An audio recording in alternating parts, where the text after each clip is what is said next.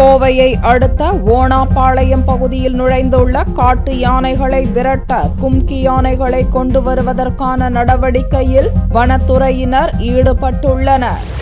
கோவை மாவட்டம் ஓணாபாளையம் பகுதியில் கடந்த 4 நாட்களாக 10 காட்டு யானைகள் இரவு நேரத்தில் ஊருக்குள் புகுந்து பெரும் சேதத்தை ஏற்படுத்தி வருகிறது. இதனால் அச்சமடைந்த மக்கள் வனத்துறை அதிகாரிகளிடம் புகார் தெரிவித்தனர். இதைத் தொடர்ந்து வனத்துறையினர் பொதுமக்கள் உதவியுடன் பட்டாசுகளை வெடித்து யானைகளை காட்டுக்குள் விரட்டுவதற்கான நடவடிக்கையில் ஈடுபட்டு வருகின்றனர். கூட்டம் கூட்டமாக யானைகள் வருவதை கட்டுப்படுத்த அரசு விரைந்து நடவடிக்கை எடுக்க வேண்டும் என்று அப்பகுதி மக்கள் வலியுறுத்தினர். கடந்த 1 மாசமாவே இந்த ஏரியாவில் யானைகள் அதிகமா கூட்டம் கூட்டமா வரும். ஒத்த யானையாச்சும் வருங்க.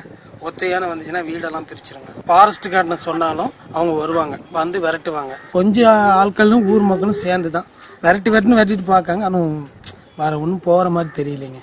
இது வராம தடுக்கணும் அரசாங்கத்தால் தான் முடியும். இதனிடையே மேற்கு தொடர்ச்சி மலைப்பகுதிகளில் யானைகள் வழித்தடங்களில் அனுமதியின்றி கட்டப்பட்டுள்ள விடுதிகள், ரெசார்ட்கள், வீட்டு மனைகள் மற்றும் ஆன்மீக மையங்கள் போன்றவற்றால் தான் யானைகள் ஊருக்குள் நுழைவதாக பொதுமக்கள் புகார் தெரிவித்தனர். இந்நிலையில் காட்டு யானைகளை விரட்ட ரஞ்சன், பாரி என்ற 2 கும்கி யானைகளை கொண்டு வர வனத்துறையினர் நடவடிக்கை மேற்கொண்டு வருகின்றனர்.